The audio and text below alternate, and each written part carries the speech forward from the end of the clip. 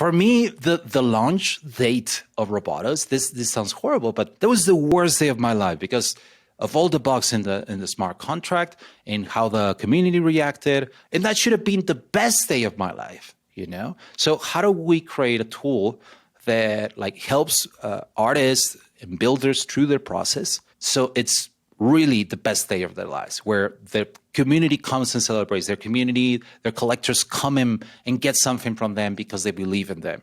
It should be that. So we built Bueno because of that.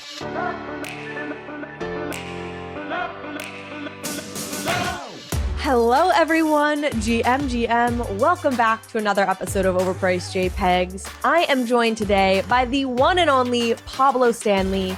He is an incredible artist. You may be familiar with his Robotos project. He is also the co-founder of Bueno, which we are going to talk all about today, building tools that help to simplify getting into NFTs and really the metaverse, I'd say broadly, for artists, creators, entrepreneurs. We're gonna dive into all of it. But before we get into all that good stuff, I do have two asks for the audience. Well, I suppose one ask and one thing you have no choice about. The ask is, if you are watching this on YouTube, please hit subscribe. Overpriced JPEGs recently separated from the broader Bankless YouTube channel, so we need to get our subscriptions up on there. Please do hit subscribe. And if you are listening to this on a podcast app, rate and review the podcast. It helps the show. We really appreciate it.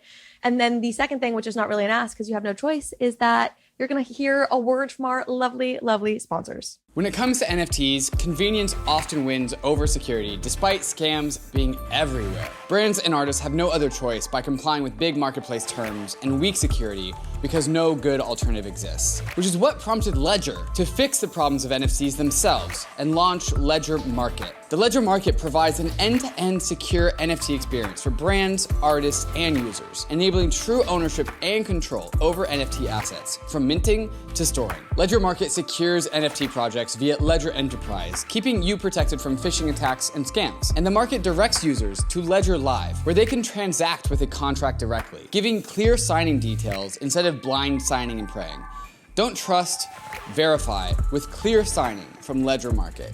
Stay up to date on the latest drops and the marketplace updates by following Ledger on Twitter and joining the Ledger Open Discord, which is linked in the show notes below. Bueno is the NFT toolkit you need to launch your digital collectible on the blockchain without coding. Every step of the NFT creation process, from generation to mint, all taken care of by the Bueno NFT toolkit. With Bueno, you can load up your art layers, reorder the layers, tinker with rarity, everything you need to make your NFT project a reality. Bueno even allows you to mint your tokens on the blockchain with zero code and offers advanced minting logic like linking allow lists, airdropping tokens, and on-chain royalty configuration. As a part of their launchpad, you'll get access to forums to run surveys, email collection, and build your pre-sale list to make sure you are hooked into your own community. Bueno is full of powerful tools you need to build the most expressive NFT project possible. So go to bueno.art and start building your own collections today. Pablo, welcome to the show. Thank you, GM. Thank you for having me. This is cool. This has been a long time in the works. I moderated a panel that you were on, I think back at VFriends was the conference. Yeah, it was exactly. Yeah, it was the Gary Vee conference, and I was joined by two other artists. And then something happened. I don't know if you remember, but like Keith Grossman, just from the audience, like he wanted to get in. It's just like he was just like me, and then he just like jumped on the stage. Carly, you only had 15 minutes to do this, to interview three amazing artists. And obviously Keith Grossman has to get in. Keith Grossman, VP of Time, and he just like takes like 10 times of your time. And it's like, it was a funny moment, to be sure. If I remember, he was like really singing your praises, though, which was like lovely. You know, well, he definitely loves you and loves your artwork. I was obviously just like, of course, Keith just continued talking all the good stuff about me. So yeah, I was not complaining. Yeah. Yeah. And, you know, so it was always funny how to figure out how to handle that as a moderator. You're like, should I cut it off? Do I just let it happen? No, but he was saying such nice things. Yeah, Keith is amazing. So like, obviously, if he needs the microphone, just give it to him. Everybody's gonna have a good time. And does Robotos have a partnership with Time? We are creating an animated show. that is based on Robotos, and it's a totally new character, totally new friends, and it's and the background is based in Robotos. It's going to be pretty fun. We're working on the production of it. We're working with. Seriously, this is totally new for me. So I'm working with a production studio, with directors and writers and producers, and I'm in the middle. Like, I don't know. You heard of the imposter syndrome, of course, but I'm seriously like wondering, like, are they going to realize that I don't know what I'm doing? That I'm just like, I'm here obviously just as an outsider, but they ask. It's so weird because they ask me for a lot of things, about the characters and stuff, and I think that they know the answers, and I don't. Well, Robin is the name of our main character, and it's like, does Robin eat like cereal in the morning? I was like, dude, no, I hadn't thought about that. But yeah, why not? Let's give her cereal. But like little details like that I hadn't thought about. Like, and as a writer and as a producer, just like making the show, you need to like really think about those things. And it's like, oh yes, of course. But there's a lot of stuff that I'm like, I don't know. Let's figure it out. And it's been an amazing experience. Are you loving that, or is it giving you anxiety? Oh no, I'm loving it. I've learned. I was saying about the imposter syndrome, but I think I've learned to just like manage that. It's not a. Whenever I'm feeling like that, now I turn it into something where it's like, oh, you must be doing something good, Pablo, because like you're feeling like you're challenging yourself. You're in a place that is new to you. So yeah, and in a way, I am an imposter. I don't know what. Like, this is the first time I'm in an animated show, so I am totally an imposter. But like people also know that. It's not like you're not hiding it. You didn't, go and sell yourself on your, exquisite production TV background. Exactly. No, I'm not like, oh yeah, I'm come from Hollywood. No, like it's nothing like that. It's the opposite. And I think that's actually something that they like too. Whereas like, hey, you as an outsider, like, and you coming from, I don't know, from a different background, like they want to hear your opinion. And I don't know, I really value that. It's been an amazing experience. Yeah. I was having this thought the other day. I was thinking back on some opportunities I've had or moments and being like, oh, well, I didn't really deserve that because of X, Y, Z, or, kind of doing that thing where you discount the achievements or the whatever, and you're convinced you're an anomaly. And I had this thought of like, maybe everybody else who got that also had their own way they could pretend they were an anomaly. Like maybe it's not actually, maybe this is just how the world works. Exactly. Like, it was not actually like I conned everyone into thinking that I deserved a podcast or whatever. That wasn't the context, but you know what I mean? So no, we all are going through that like those hurdles. We're all going through that journey in which we find ourselves in a place where it's like, hold on, am I supposed to be here? Like we all are. Like the first time I used to work like in Silicon Valley in San Francisco, just as a UX designer. And when I started as a UX designer, I didn't know what a UX designer was. Like I was coming from the graphic design, illustration background.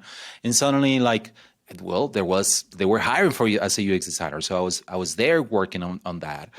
But that was the first time I ever felt the imposter syndrome. That was the first time I was, and this is because like I think I was surrounded by these people who were just like so talented, so good at what they did, and also the stakes were higher, right? Because like I had already drank the Kool-Aid, and yeah, we're making an impact in the world, and we're changing the world, and you're touching a lot of people with your product. So like I felt that responsibility and that weight, and that's the first time I felt like, oh my God, I don't know, I'm way over my head. But I started like just talking about it, It's just like, hey, screw it. I'm going to just like tell others. And they were like, oh, dude, yeah, me too. And then the more I started investigating, I realized that nobody knew what the hell they were doing. They were all like, I'm lost. So it's I'm like, totally faking it. Yes. You're like, I'm free. Yeah. But like now, once you know that, then you realize like, hey, we're all figuring it out, and it's okay, and it's okay because like, it's good that you're going through something that is new, because that, like I was saying, it sounds like you might be learning something new. Sounds like you might be growing. So I don't know. And this whole NFT Web3 thing, I feel like that's what it is. Like everybody here, like there's no experts. I mean, hold on, there are experts. Like if you founded a collection into 2021, now you're an expert. You know, if you started like something NFT in 2020, 2021, or even before that, you're already an expert, because there's no one else that does that stuff that knows. And I will say, I think of my friend Kai Turner, who's like, you know, he and a number of his friends have been in this since 2017, and you know, were early in CryptoKitties. And I'm like, I do want to give credit there. Like, there are people who have been in this for 5 years and so have a certain, but like, it's such a small group, and it's evolving so much, and it's evolving so quickly that even if you were here in 2017, you don't necessarily know, you know, you can't know where any of this is going to go for sure. So I'm totally with you. It's funny. This is not at all how I was anticipating starting this podcast, but I love it. We've just dived right in. So I'm going to ask you this, which again is not where I was going to start things, but how did the TV show come about? And I'll frame that up by saying, you know, I've talked to a lot of projects. Obviously, a lot of projects want some sort of animated show, or that's where they want to move to, is entertainment IP. And I feel like what a lot of projects here, or the wall they come up against, is they go and meet with these Hollywood studios or these directors or whatever. And it's like, we have this many social media followers and this much trading volume and da-da-da-da-da. And then the question comes, okay, how many holders are there? And it's like 3,000, you know, and for these Hollywood executives, they're like, that's not a big enough community to actually, you know, make us care enough that we're going to invest much time and energy into making this into a film or whatever it is. You clearly have hurdled that obstacle.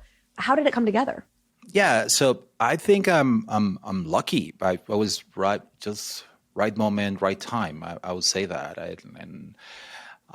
We were also just talking about Keith Grossman. I was making fun of him, but really I don't know. Like you're saying about like what the Hollywood executives, they will think, like Keith actually thinks the opposite. He sees those 3,000 holders as like, those are your true fans. Those are your hardcore fans, you know, and they're going to help you like really escalate this. They're going to help you like put this out there. So having those 3,000 hardcore fans that have not only been there every morning saying GM, every other morning maybe, like they also like show their interest in what you're creating with their dollars, you know, with their wallet. So that is for at least for Keith and people that have been getting into the space, that is a great indicator that there's something here. The people in time, they will tell you the story about like, this looked like an animated show, especially for kids, because of like a Robotos and what they meant. And like apparently Keith showed Robotos to his daughter, and his daughter, like he asked her like, hey, what do you see in this? And he showed her some Robotos, and she said like, oh, I see science and math. It's like, I don't know if Keith just invented that story, but that's what he says. And that for him is sparked like an idea where it's like, oh, this is powerful, you know, and this could be a way for getting kids to get interest into like maybe STEM, or maybe into things that are like interesting, you know, and that will be good for the future of our humanity. So after that, like, I don't know, I was in the right time. I met Keith, I met the people at Time Studios, and we really clicked. I was lucky. I don't know. I charmed them with my Latino You conned them words. with all your lies and your... I pretty much, I feel like imposter syndrome. I was like, suddenly like, really? I came out of a meeting where we're just like, okay, let's do this. I came out of the meeting where I was in New York in a sidewalk, and I was like, hold on, we're making what? Like, we're making an anime, like we're making a cartoon. That's like my dream. What the hell? Like, I was just like, I couldn't understand that, you know? So again, for all those who are trying in that, like, I don't have a formula. I was just lucky. That's all. And I feel I privileged. mean, you know, I joke and say you con them because obviously we're talking about imposter syndrome, but you're super talented. Your artwork is beautiful. And you also are one of these interesting people who, you know, has a background as an artist, but also as an entrepreneur. And you've started multiple businesses. So you have that really cool combination that I'm sure is really appealing to a Time Studios, right? Which is that you have the business savvy and the business side to you. And then you also have the artistic creative side to you. And that's a really cool blend to find and invest in. I hope so. I think so. Yeah, and we. Well, your track record, it's sort of a fact. You know what I mean? Like you've started companies and you have been a successful artist, so it's not really something you get to have an opinion on at this point, Pablo. Yeah, it's just the reality. I reserve my opinion. Yes, like. So let's talk about Bueno and what you're building there, because I think it's awesome.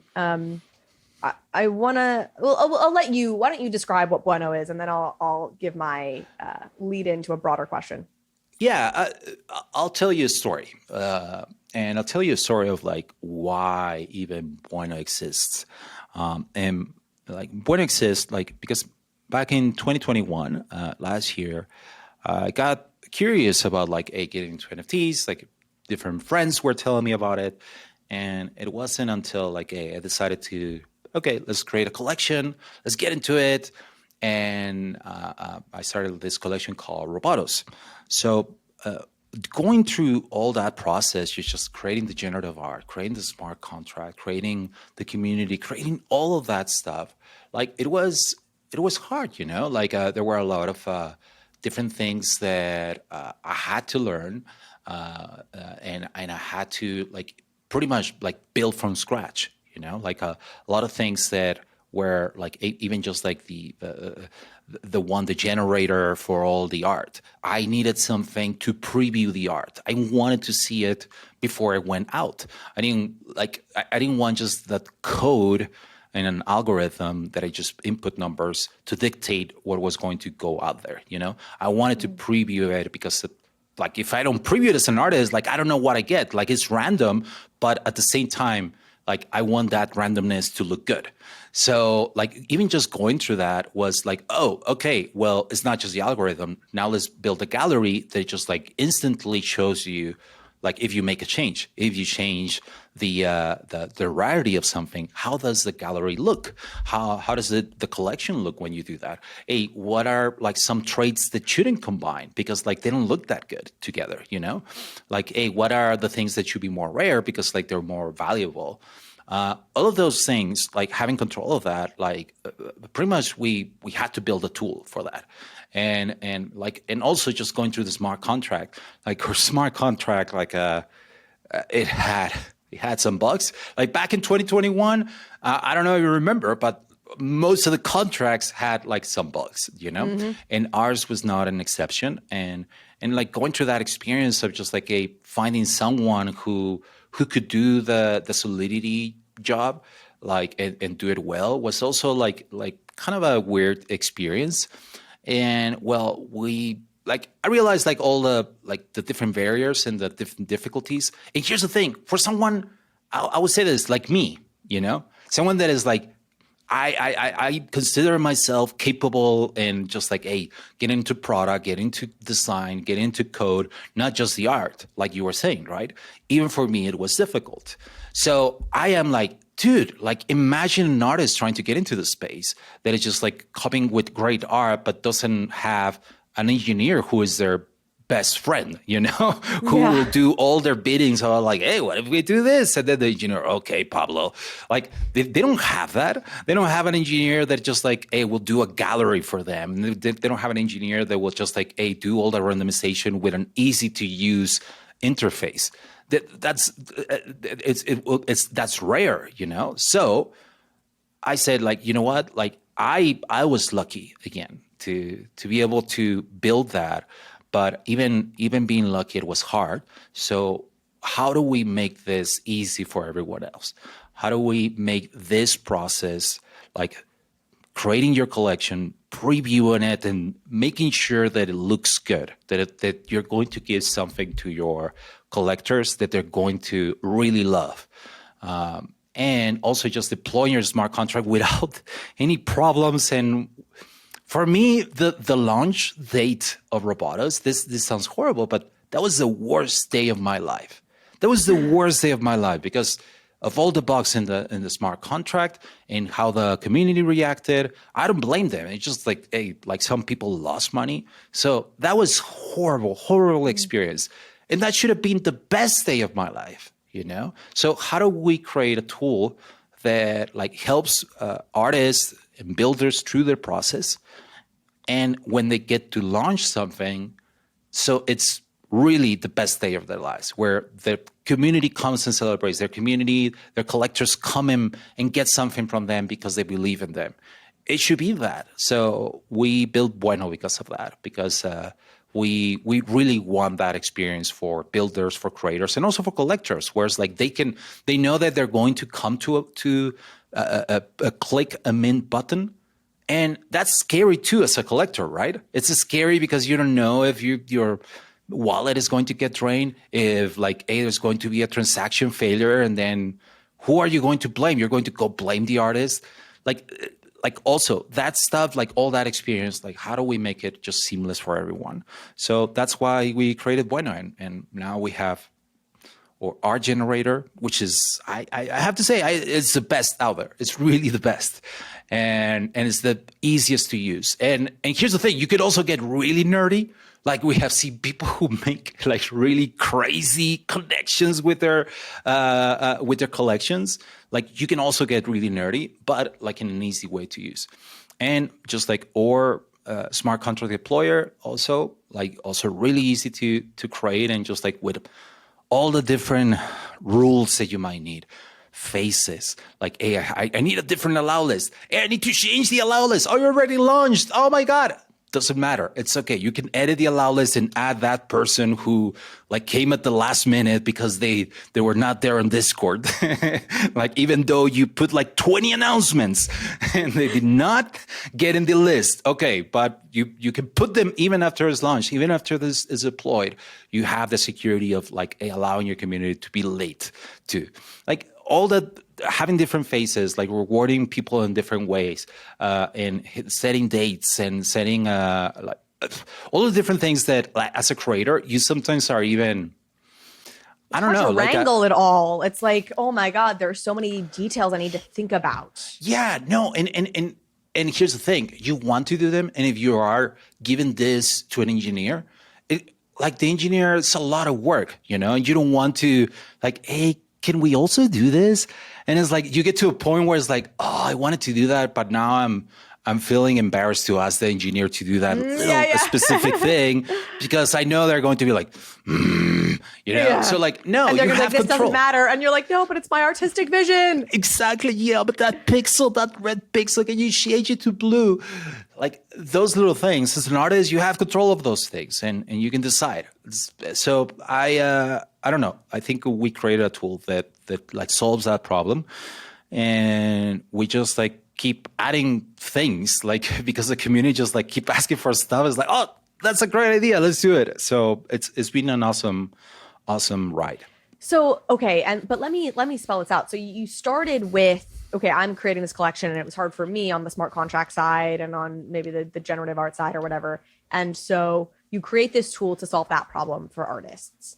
But you've since evolved where now you also have a tool that I think is a separate tool, right? That effectively allows folks to create like these metaverse, microverse, however you want to call them, these digital virtual worlds that can be exclusive to your community. And it's a builder it's like a metaverse builder as well. Was that the next phase in this? And we'll talk about each of them, but was to build that out? Yeah. Well, here's the question that we asked ourselves too. It's like, is it really just like what people say, right? It's just a JPEG. And we ask ourselves, how can we make this JPEG not just be a JPEG? Because this JPEG, this NFT it's for everyone else, it looks like an overpriced JPEG. But for us, it's like, no, it's about identity. It's about like, being part of something. It's about like, it represents you, because like that's how at least a lot of people that are making PFPs, it's supposed to be representing your profile pic. So it feels very personal too. So for us, it's like, hey, what is the next level of like, how can we make these JPEGs not just be JPEGs? And for us, it's just like, hey, well, make those JPEGs come alive. Go on adventures. Make them actually go and like battle others, you know? Like, so we created a tool it was pretty much just like a sandbox on the web, everything web-based, creating our own like gaming engine, everything on the web, where like those JPEGs come alive. And where like they can actually walk, they can jump, but it's your JPEG. That's another thing that was really important for us. Like, how can we create a world, like a metaverse, following the same principles that in which we did Bueno, where it's like it's easy to use. It's just simple. It's not overdone. It feels overdone because of all the things that we've done, but it's just like also. It's not trying to do something else. And that is also true to the artist. So one thing that we did, it's just like, hey, like we decided to be style agnostic. So really, like the microverse is really, when you are a creator, you enter a blank canvas. And the blank canvas can be scary, right? But the idea is also like, hey, here you can place your own art. Like, and you can make that art like be a chair, be a mountain, be a river. And if you want it to be half physics, so it feels like an actual river, we have the tools to do that. If you wanted that mountain to have some lava that explodes, we have the ability to do that. But the idea is that it's your art. We're not forcing you to learn now 3D. We're not forcing you to now adapt your art to pixel art. Yeah. We're not forcing you to do it in voxel style. No, it's just your art. And why your art? Because, well, your collectors fell in love with your art, right? They already have their PFP in your art style. And that art style can be the colors that you use, the line width that you use. Maybe you don't even use lines, it's all flat colors. Maybe you do like shading and it's really realistic. Well, create your world in that style too. And for us, it's important because like we feel that it's for collectors, it's important too, and for artists. Whereas like, hey, they get into this semi-immersive experience, but really also going back to what we think that the JPEG does, whereas like, hey, going and being your identity. And for us also, we think this is our theory, that people don't care too much about the graphics. They don't care too much about the technology. They don't care if it looks realistic. You know, they care if they can be there and they can be hanging out with others, if they can do something there, and where like whatever they're using really represents them. So that's the goal, and that's why it's 2D. That's something that maybe I haven't said. It's just 2D. It looks like one of those 90s RPGs. So that's the whole idea, at least for now. We can move later to 3D if we want to, but for now it's just 2D, keeping it really simple. Yeah. Well, I just want a point of clarification, because I think in my head, Bueno was the parent company under which these two products existed, but it sounds like maybe I'm wrong. And Bueno is the name of the like generator smart contract, like PFP generative art product, and Microverse is the name of the like world building product, and they're separate. Well, Bueno, like your initial thought was correct. Yeah. So Bueno is like the parent company. Is like the parent company, but most of our marketing, actually, we haven't even done any marketing on the Microverse, just really low, because we haven't opened it. We haven't opened it for not even on beta. It's all only on alpha mode, yeah. So like everything is under Bueno, but the Microverse, I will admit, it feels like a totally different tool. But for us, it's really important to also have something like an ecosystem. So like actually like creating your collections in Bueno, there's an advantage in the Microverse. Why? Because once you create, let's say, a PFP collection, like you can say what layers show and don't show on the Microverse. So for example, like a lot of art will have a background layer, will have something in the back. So in the microverse, you don't need that because, well, there's already, the background is the world, right? So since you created this in Bueno, you can say in the microverse, just don't show the background, just don't show this texture. And then your character feels like it's just the character without the background. And also we have the ability, something that we just tested, where you can do wearables, where you as a creator can launch a new collection, for example, of clothing. And since if you created everything with Bueno, we know exactly what layers, what attributes are, how they are layered and everything.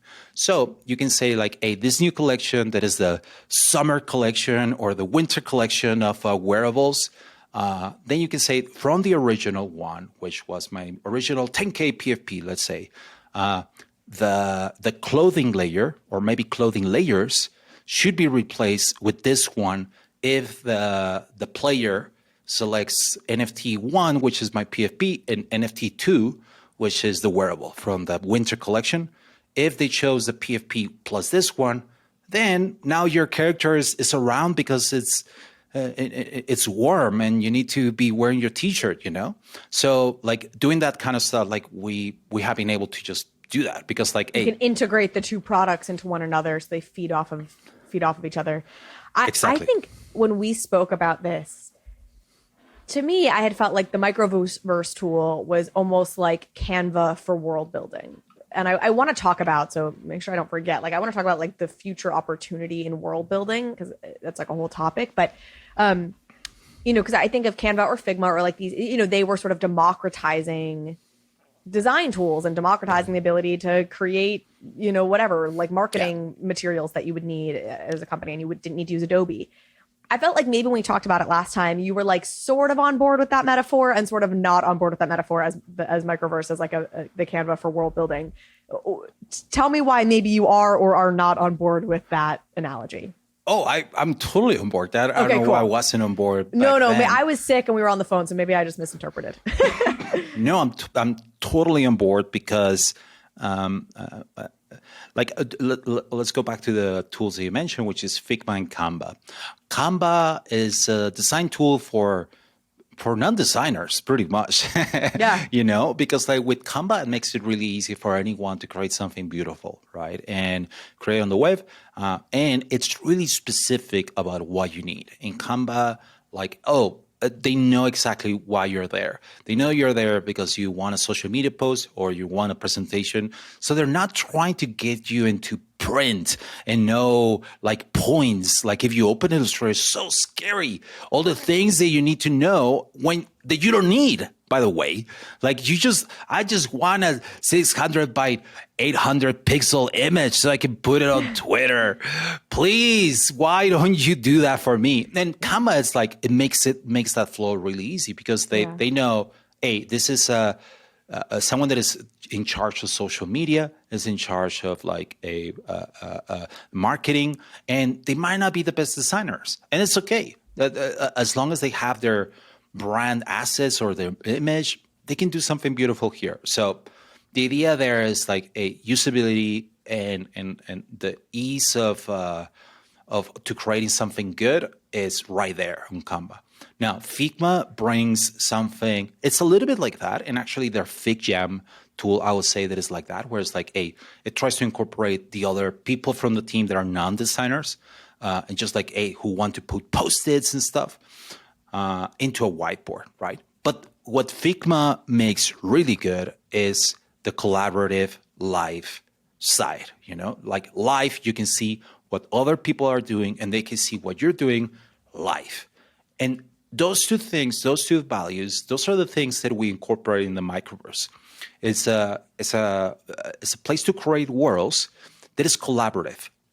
Number one, like if you are there, by the way, it's really funny because when you're building something in the Microverse, you have to be there. You know, it's not like you're clicking and zooming in, zoom out.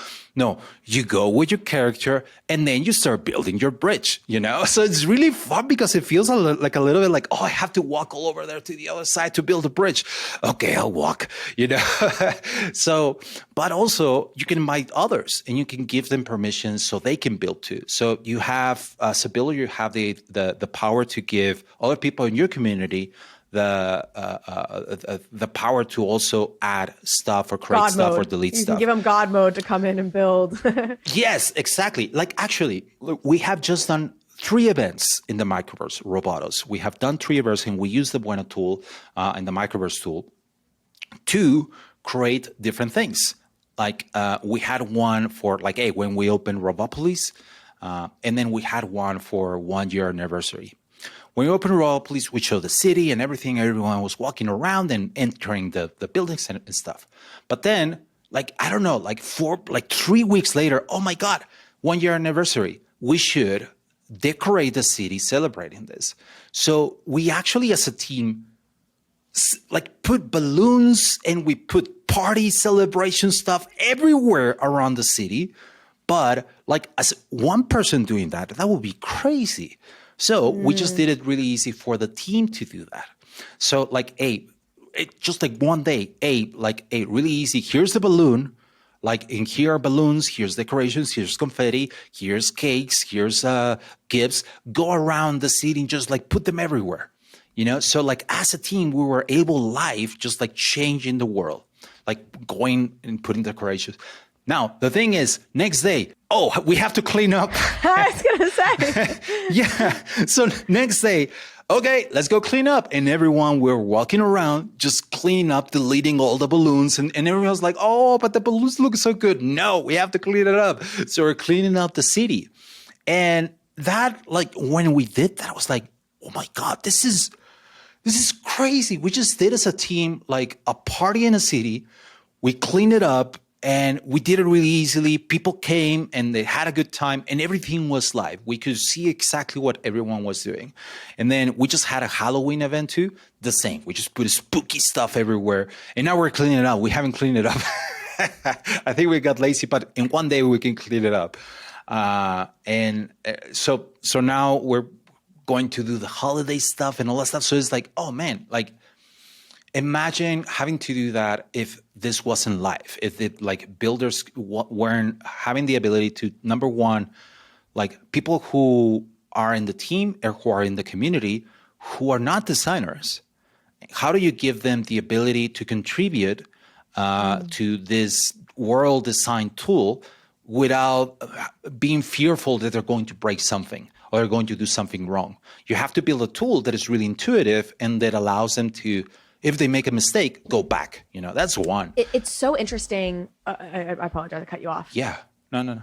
I was going to say, I interviewed Tom Bilyeu, who's got his Impact Theory project, and he was talking about how, well, this is maybe a longer story, but he was interviewing somebody for a marketing job. The marketing person had worked at Lego and had said, you know, the fans felt like they weren't being heard. And Tom asked this candidate, like, okay, what does that really mean, though? They weren't being heard. You hear that all the time. It's sort of a platitude. And the guy said, I needed to give them an opportunity to stand in line and like almost like prove their fandom. And so they did this big event where you would wait in line for some Star Wars Lego combination thing, you know, to get in early, and people dressed up. And it was like this thing that you think is actually kind of an inconvenience. Actually, fans love it. And it provides a moment for them to show what a fan they are. And Tom said that the equivalent for this new digital age is building things in the metaverse, and that you need to give people the opportunity to build in the metaverse is the analogy to the stand in line IRL, which is just incredible how that dovetails with exactly what you just described. Yeah. And I think my question to you is there's two. One is going to be about why not use a Unity or an Unreal, or, you know, why kind of build something bespoke and not use some of the existing game engines that are around. And then the second question, these are both big questions, I guess, but is around, what does the future of this look like? Are you targeting enterprises? Is this like the future social media? Is this the future? This is what websites are going to be in the future, or what? So I don't know what order you want to take that in. So why not Unreal? Why not the game engines? Okay, funny enough. I don't know if it's funny, but really, just like us, like we don't know how to use those things. We're just like or developers. We're web developers where we make products for the web. So for us, it's important that things like work properly, are functional on your phone and on your computer. So that's what we're really good at. So let's use our strengths to do our own thing. And we really like looked into like other engines, and there are some engines, the web engines out there for gaming, and we looked at those two. And like first with Unity, the whole idea that you have to get into Unity, you see the Unity logo, and then it's almost like the browser is just holding the game that is inside, that is not really the browser rendering the stuff. It feels like it's something else, you know? It's almost like Flash. I love Flash, by the way, but it's almost like you're working with a different thing that is not really working on the web. So that was like a really turn off for us. Like we wanted to be like web native. That was one thing. And also like we looked at game web engines, and there are a lot of things that are really fun. And we're actually using some of the stuff from some of them, but most of it was like, hey, we want to do this specific thing, and the game engine doesn't allow us to do. Why? Because like web game engines aren't, there hasn't been a lot of investment into them because of the same reason that you're saying. Why not just use Unity or Unreal, you know? So like there hasn't been really a lot of developers that have built for the web. That's my theory. I might be wrong on that. So like the game engines for the web like are not so great. So we said like we just decided like let's go take the long the long road, you know. We're not going to take shortcuts because we want this to be really good. We're focusing on Bueno, and that's what we have been launching, you know. And on the side, we have been building this, knowing that this was going to be something that is going to take us a long time. But at the same time, we're like it kind of makes sense because the Microverse doesn't make any sense if you don't have characters, if you don't have stuff. So first we have to build a tool so artists can create their stuff. Items for the world. And then they're going to ask themselves, okay, what do I do with this JPEG? Oh, now we have a tool so you can bring your community, you can make quests, you can make games with that JPEG that your community bought, and then they're on Discord wondering what should they do with their JPEG. Hey, use it over here for this thing. So that's kind of like how our plan has been. And now I would say that we have something that is really powerful. Also, by the way, like testing this, we have been testing this with Robotos. And one of the things that we did, that it was just me being too ambitious. Like the city that I told you, Robopolis, is gigantic. It's gigantic. And having this on the web was like your computer will freeze like instantly. Like so the team had to do a lot of stuff to make that performant. So like actually like making that gigantic city like pushed us to solve a lot of problems. So now like we made this like, hey, you can have layers on top that are like for weather. You can have backgrounds that are moving. You can have animations. You can have CSN animations, like a lot of stuff that is rendering in real time. And you can have things moving around, like people moving around things in real time, and it will look good. But like that was like, now we're saying like, we should never do that again. That was okay, but we should limit creators, at least for now, to only this size, you know, like we did it like this. And I was like, okay, let's limit them to this size. They're going to be fine. Then we can allow them to grow. And that, I mean, the idea is that it was a microverse, and I was like, no, I want a world. You've made a macroverse. Yeah, yes. Exactly. So, and then in terms of the maybe end state here, and I use that term loosely because I'm sure it'll always be evolving, right? Like, you're really focused on these artists who are creating characters, and then okay, now you can go create a world that they can put things in. But I don't know. I guess I keep going back to this, but it strikes me that this is, again, either something that's amazing for enterprises, and this is what almost websites become. It's just like you go shopping now in sort of a web-based browser where it's more interactive and you can see if your friends are there and your whatever, or it's maybe it's the new hub. It's like the new Hangout, social media style Hangout. How do you think about it? We'll see how people use it, and we'll see how people use it, and then we'll start like improving on those use cases. But what we have seen is, yes, for games, like people use it for hanging out and let's get together and let's go and create a shooting game. Like we just like introduced something for capture the flag, for example, and there were people just like using a world for like creating a capture the flag a game. So like gaming and those kinds of like DIY games, like that we're improving on more on that, and that feels like a good route to just like invest more. Now we have also seen people like using it almost like a rule for just hang out and talk, because we also have voice capabilities where you can put you can hear people, not just talk. You can hear people around, the people who are like close to you. So like for example, there were people creating rooms. There was like one for like a yoga room, but it was cool because it was a yoga room that was not silent at all. Everyone was talking. The idea of the yoga room giving it talking abilities is just like, hey, there's going to be an instructor and they're going to be telling people to relax and stuff.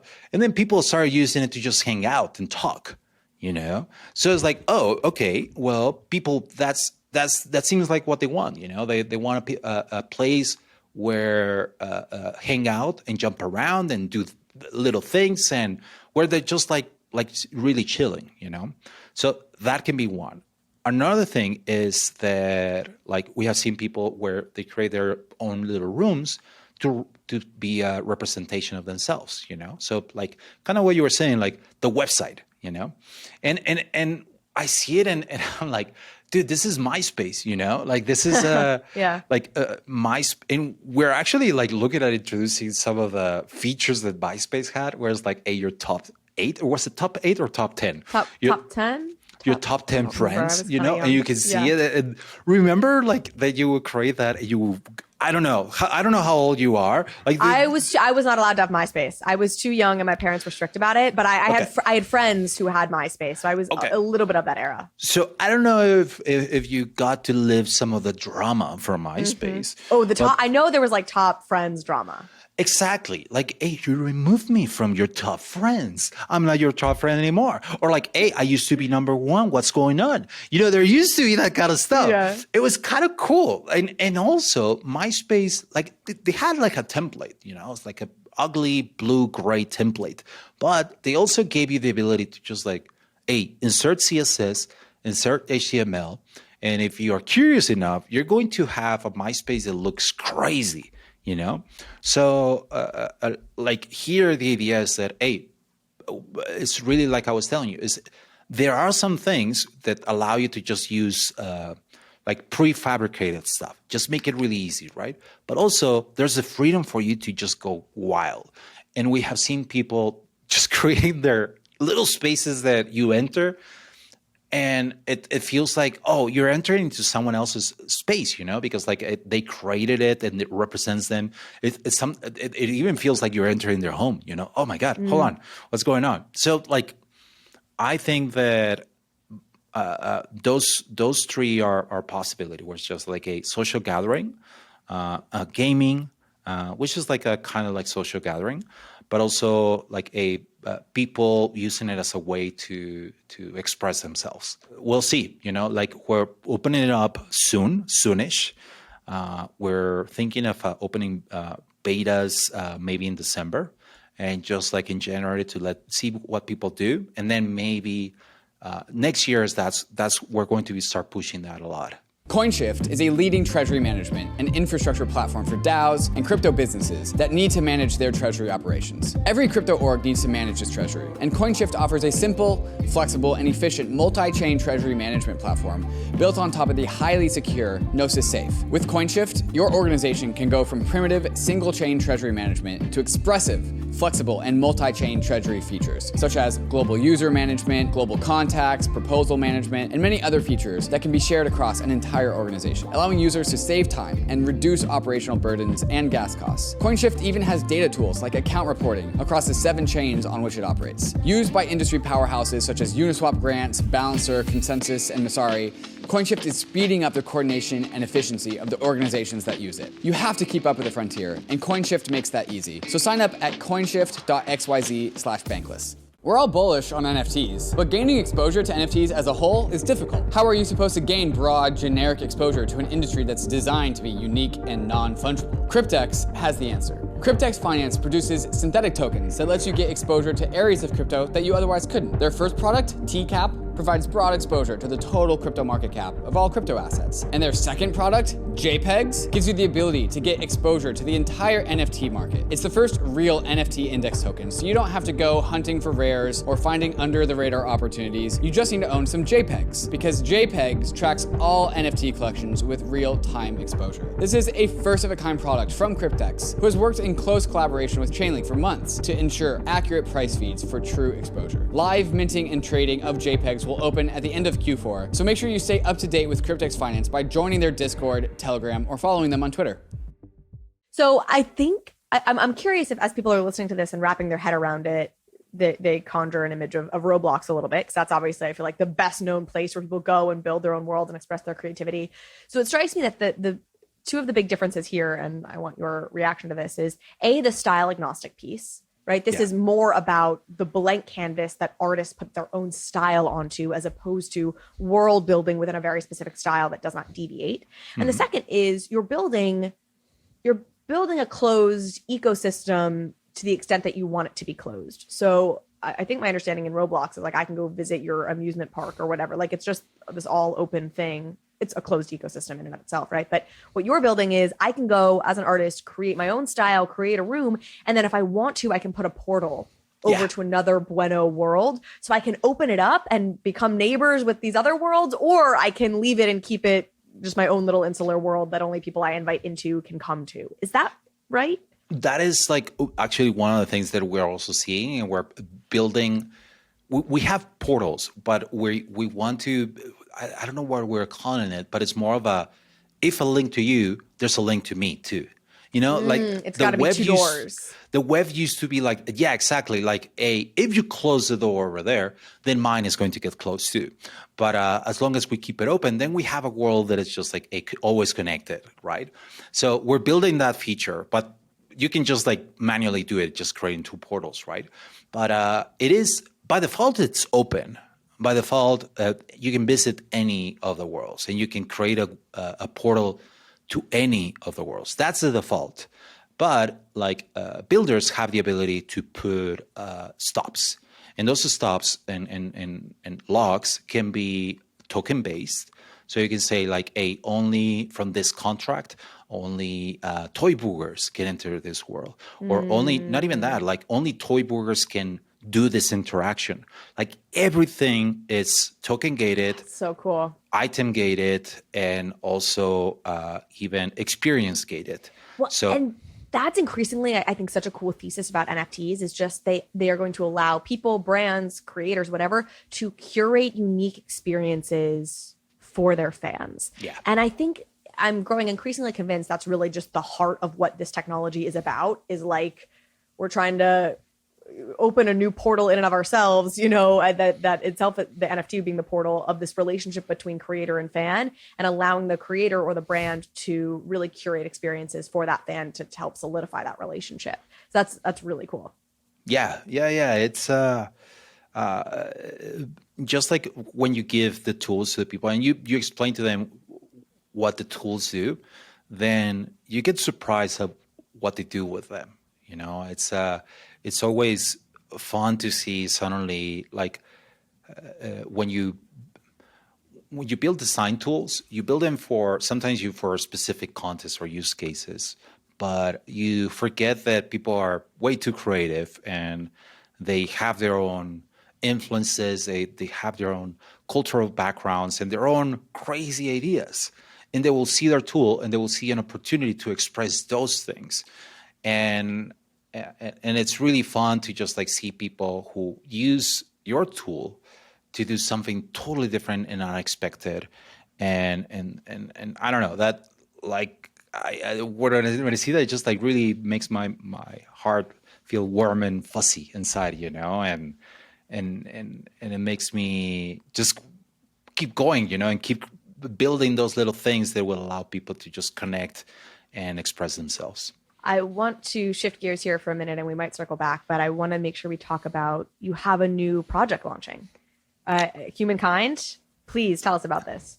Yeah, Humankind is a new project that I've been working on it since March of this year, and I've been just doodling. It's crazy, right? Because you think that with Bueno and Robotos, I already have enough creative outlets.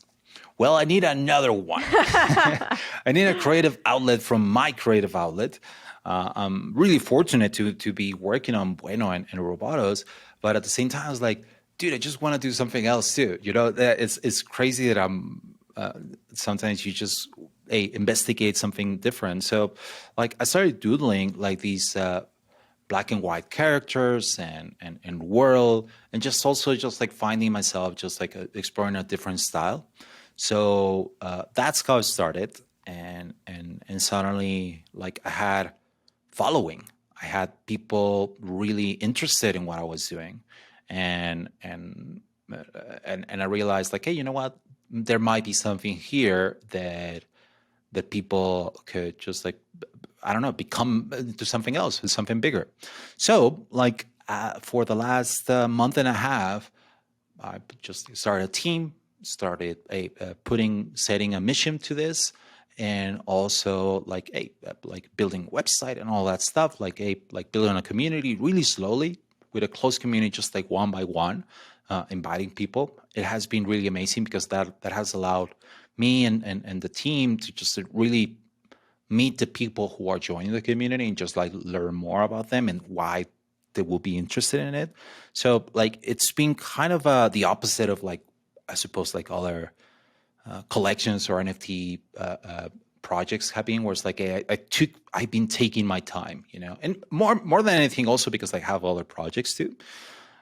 And it's been a slow process, but now we are, I suppose, accelerating at the end, and it's we're just creating a collection. And this month, there's going to be the launch of what I will call the Mint Pass, but it's going to be just like an experience in which you go through different steps to get to the final step where you get your Humankind, your PFP. If you choose to do that, because you might choose to stop in some of those steps along to get the way there. In the journey. Interesting. Yeah, and then once you get your Humankind, there's going to be more steps, and that's when the adventure begins, because you have your Humankind to go in adventures. But there. I want to make it hard for you to get there. Not hard in the UI, or it's like, oh, there's a puzzle or something. No, more like hard because the decision to get there your are Humankind. appealing choices along the way. Yeah, and well, I suppose choice. Like when this is out, people are going to find out. But there's going to be a way for what you get is going to be. You know how mint passes usually are just the same, and it's just like, hey, everybody gets a mint pass, you know, and the art is the same. It's almost like a ticket, right? Yes. Well, us is going to be. They're all different. They're all different art pieces. They're all like actually could be a collectible, and they're all like using the different art that I've been making. And just like with different textures and different, oh my God, a lot of stuff. But it's really like even the Mint Pass is also a collectible, and it's a unique collectible. So people will have to make the choice if they want to just like get rid of it so they can get their humankind. And then when I say get rid of it, it's because that's when I don't want to say too much, but pretty much burn it. You have to burn it to get the other one. So like the choice of burning, hopefully is hard because they like the art of it, you know? But no, it shouldn't be hard. It should be like, oh, okay, it's just a piece of art that I'm exchanging for something else. We'll see. So cool. So to give people some context, we're recording this on November 4th, but this is probably going to air on November 16th. So we don't, as of this recording, know exactly launch date, drop dates. Pablo, where would be a good place for folks to go follow? Is it you on Twitter? Is there an account they should follow so that they can find out what the latest is as of the day they're probably hearing this? Yes. So, well, for Bueno is Bueno Art, Bueno.art. That's our website, and also on just like on Twitter, we're always doing updates. You can also follow Humankind. Our website is humankind.art, but also just Humankind Art. That's also just Is that the handle? What's the handle of Twitter, correct. Humankind Art. And yeah, me, just Pablo Stanley on Twitter. And I'm usually there just sharing some of the progress with the art, or I don't know, just cool stuff. Awesome. Okay, my last question as we start to wrap here is, what is your end game when you think about Bueno and the Microverse? Is this something that you someday would love to exit and maybe Roblox buys it as their kind of web native, more creative, free-flowing product? Or are you like, no, I want to run this forever and this is like philosophically important to me? It is, I mean, I do have other co-founders. So as the CEO, and also I have investors. So as the CEO, I'll have to listen to them and their needs, and then we'll have to make a choice whenever Roblox wants to buy us. But in the meantime, really, our strategy is, and our vision is just like creating tools that are easy to use and allow people to be creative. And the technology is important, but it's really not just part of the vision for us. The vision is just like allowing anyone to create their own world and in an easy way in which they can find their creative side. Do you have projections on like the TAM there, right? Like the total addressable market of people that businesses, people, individuals, whatever, that you anticipate will want or need this kind of tool moving forward? Do you say LATAM, like Latin America? No, that's funny. That's probably what it sounded like. TAM as in total addressable market. Oh, I'm sorry. I think... No, that was a fair confusion. Yeah. A lot of people here in I would say in the Web3 space and all this, they're pretty much, we're creating this market. It's a market that if you want to go to investors and tell them like, look at this huge market, I made my, no, it's really like the market that you will create. Like going back to your example of Canva, for example, is it Canva or Canvas? Canva. Yeah. So when they started, the market didn't exist. They didn't know that like people in marketing or people in that there would be like as a social media job, you know, and a social media person who will be just doing that kind of content and always feeding the beast, because the beast is always hungry, you know, the social media beast. So I think they had to create that market. They had to go out there and say, like, there's all of these people who have, if we give them the right tools, they will have the ability to be creative and be designers too. Like if they had looked at the market, they would have looked at what Adobe was doing. And that would have been just like, not good, you know, like because like Adobe already had that market. So they had to go outside of that and they had to create it. And I think for us, the opportunity is there where like, I mean, I could go and tell them like, tell people like, hey, it's kind of like what Canva is doing. And that market that Canva created for us, that is our addressable market, because now all of these people who didn't know that they were creative, now they feel empowered. They feel like they can create anything. They can create they see a blank canvas and they don't get scared. They see an opportunity. And for us is the same. Whereas like we see all these people who are not designers, who are not they're not even people who are into Web3. They're just like people who want to tell a story, people who want to express themselves, people who want to hang out with others. So for us, the market is, let's say this, the market is huge. I buy it. I would say my only pushback to that analogy in the Canva sense is that you did have a job that required people to design assets, and a company was usually hiring somebody with a specialized skill set in Adobe to design those assets. So there was like hey, we can replace this existing role with more amateurs by giving them the tools to do it. And then you're right. Maybe they probably couldn't have even anticipated all of the other people that would come in and end up using that tool. And the market became much bigger and they kind of created a bigger market than what they set out to disrupt. But there was they were clearly plugging into an existing niche in a way that I think we're in totally uncharted going west territory. I don't think so. I mean, I seen the pitch deck and it didn't look like that's what they were going for. Their idea was hey, no, the market is outside of that. It's not.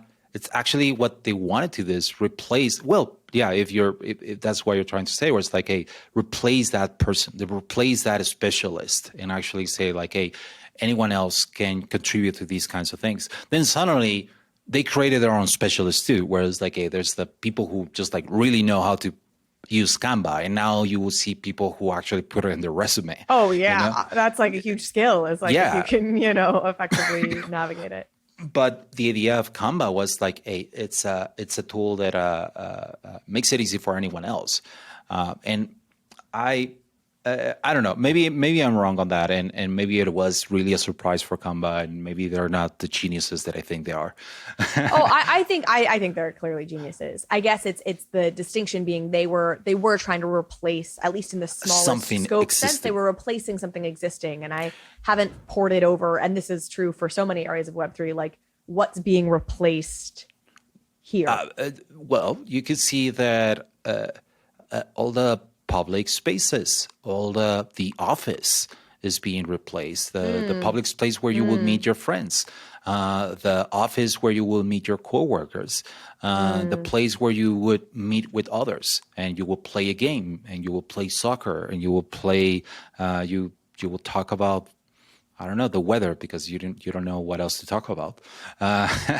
It is replacing that. It is replacing the world. So if let's say for businesses, we're already seeing this, and not on Bueno, but we're seeing it in other maybe a competitor.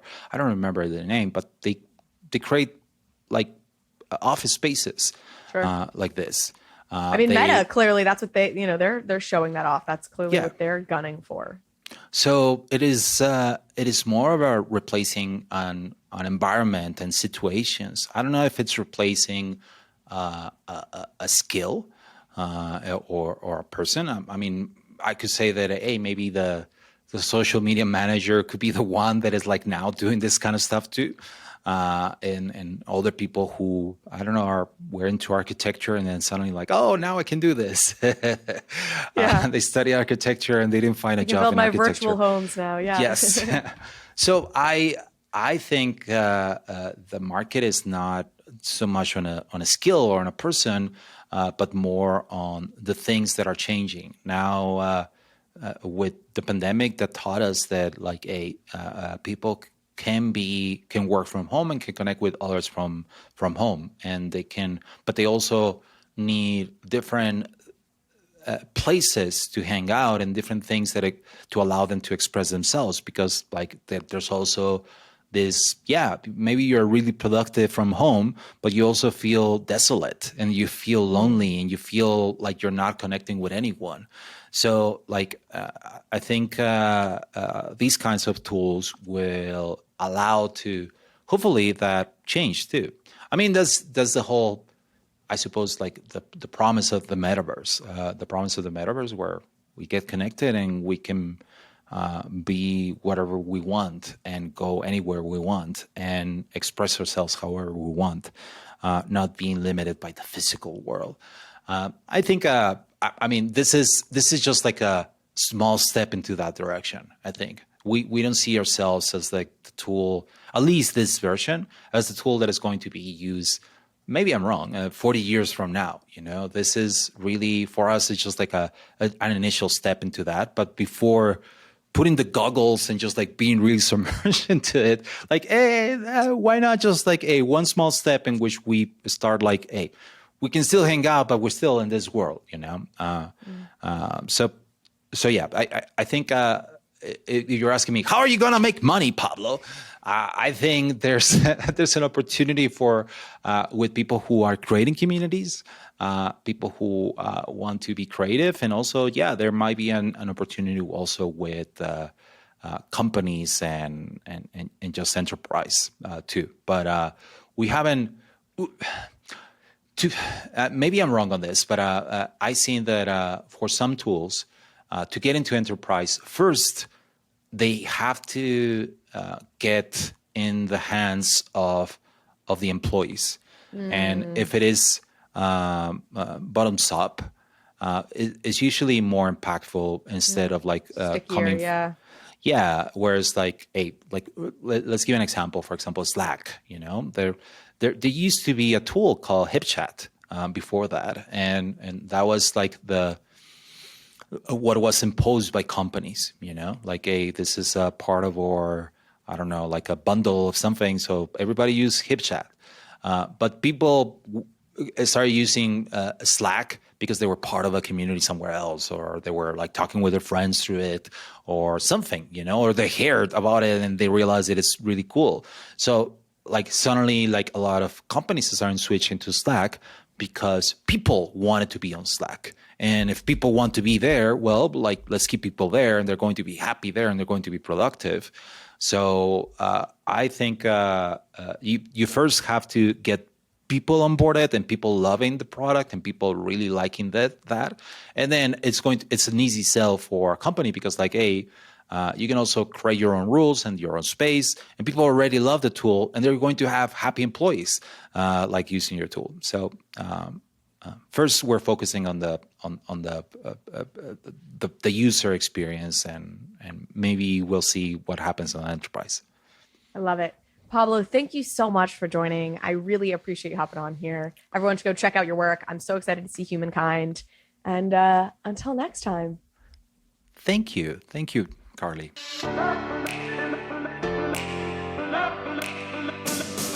Thank you so much for watching this episode of Overpriced JPEGs. If you liked this conversation, if you liked this episode, please go ahead and hit subscribe. It helps me out, it helps the show out, and it means you will get alerts and updates when we post new content. Thanks again.